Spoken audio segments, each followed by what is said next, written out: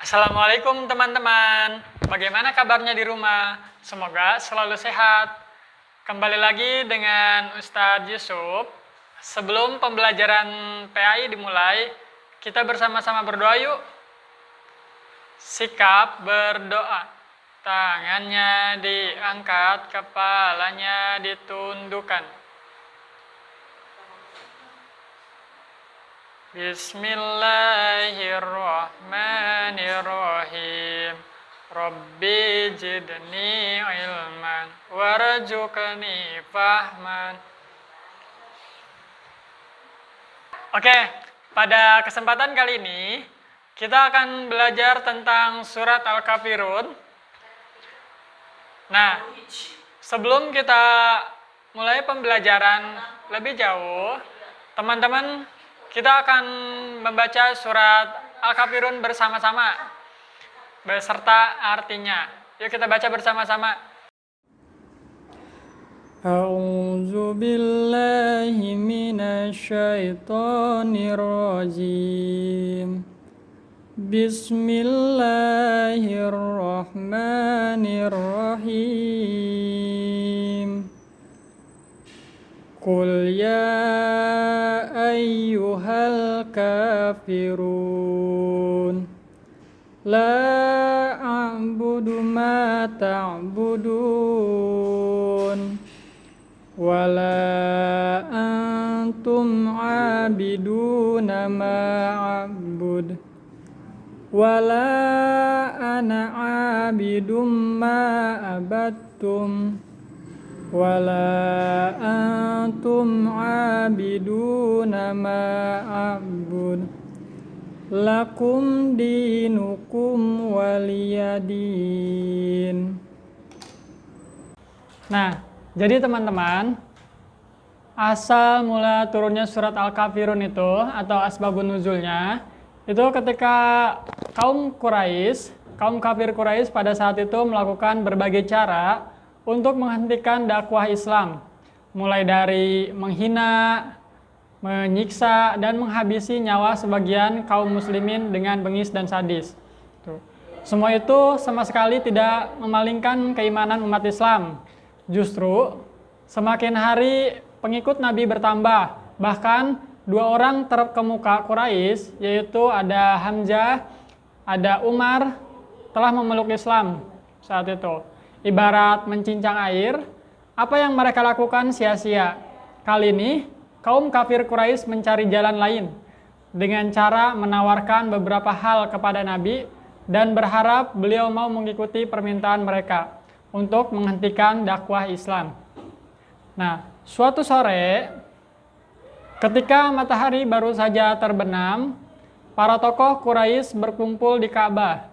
Di antaranya ada Utbah, ada Syaibah, ada Abu Sufyan, Al-Nadr, Abu Jahal, dan Jam'ah, dan lain sebagainya dari tokoh-tokoh kaum kafir Quraisy. Mereka bermaksud untuk berunding dengan Rasulullah SAW perihal agama baru yang dibawa beliau. Salah satu di antara mereka menyuruh untuk memanggil Nabi.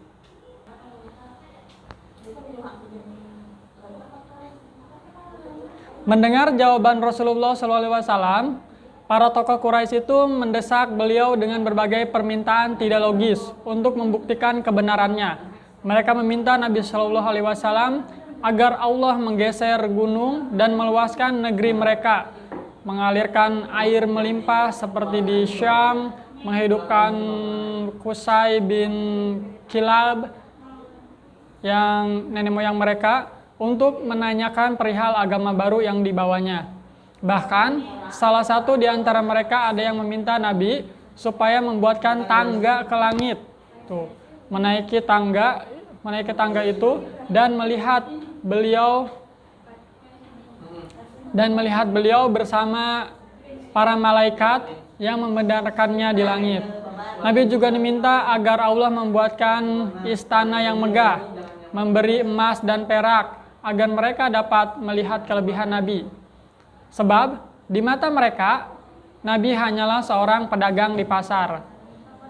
Lalu Rasulullah SAW menjawab semua permintaan dengan jawaban yang sama. Sebagaimana di awal, bahwa beliau diutus itu bukan untuk hal itu, namun Nabi Muhammad diutus untuk memberikan peringatan dan kabar gembira sesuai dengan pedoman Al-Quran.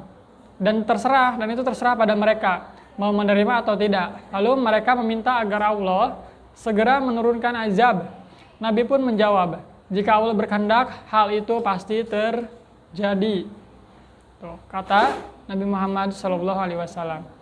Setelah perundingan selesai, Rasulullah SAW pulang dengan perasaan sedih. Sebab perkataan para tokoh Quraisy tersebut, jadi Rasulullah itu sedih karena perkataan para tokoh Quraisy yang awalnya Rasulullah itu berpikir positif bahwa kaum kafir Quraisy itu mau memeluk agama Islam, tapi ternyata justru mereka menantangnya dan tidak akan beriman kepada Nabi. Padahal Rasulullah sangat memperhatikan mereka untuk memeluk agama Islam. Perundingan di atas membuat kaum kafir Quraisy semakin kesal. Semua tawaran mereka ditolak dan tidak dapat menggoyahkan dakwah Islam sedikit pun. Selain merasa gagal, mereka juga merasa kalah argumen dengan jawaban Rasulullah. Namun mereka tidak kehilangan cara. Setelah tadi mengiming-imingi harta dan tahta tidak berhasil, kali ini mereka memilih jalan tengah dengan cara mengadakan kompromi dengan Nabi. Suatu hari, ketika Rasulullah sedang bertawaf di Ka'bah, tiba-tiba 4 orang terkemuka Quraisy menghentikan beliau. Mereka adalah Aswad bin Muthalib, Walid bin Mughirah, Umayyah bin Khalaf, dan Al-As bin Wa'il. Tuh, ada 4. Keempatnya berbicara saling bergantian pada Nabi. Kata mereka, "Hai Muhammad, kamu akan menyembah apa yang kamu sembah, dan kamu juga menyembah apa yang kami sembah. Dengan begitu, kita bisa bekerja sama dalam hal itu. Jika apa yang kamu sembah lebih baik dari sembahan kami, maka kami akan mengambil kebaikan itu. Begitu juga dengan dirimu. Jika apa yang kami sembah lebih baik dari sembahanmu, maka kamu pun juga harus mengambil bagian darinya." Tuh, kata mereka. Pada dasarnya, kaum kafir Quraisy tidak menyatakan secara jelas tentang kebatilan agama Nabi. Mereka hanya ragu dan masih terpaut erat dengan agama nenek moyang mereka. Karenanya, mereka mengira bahwa dengan mengatakan hal demikian, mereka telah melakukan kebenaran. Akan tetapi, dugaan mereka meleset.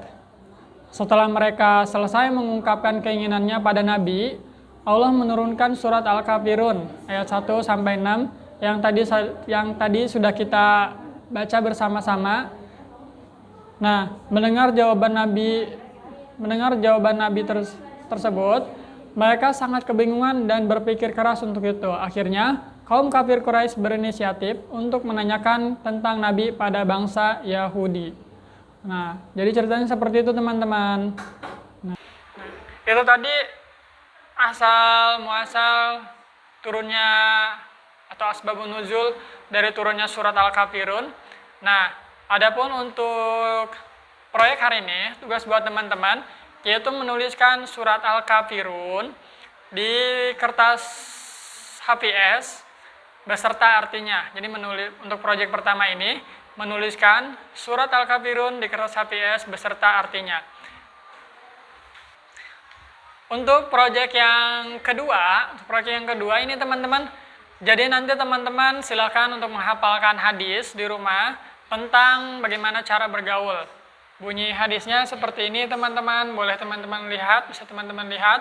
Nah, bunyinya itu wa khaliqin nasa bihulukin hasanin, yang artinya dan pergaulilah mereka dengan akhlak yang baik.